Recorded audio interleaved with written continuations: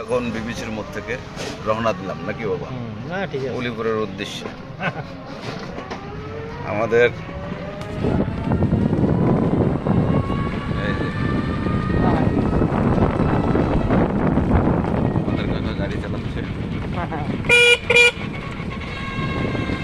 আমরা যাচ্ছি। এখন আমরা উলিপুর থেকে, হ্যাঁ বিবিসির থেকে উলিপুর উলিপুর রওনা দিলাম। আমাদের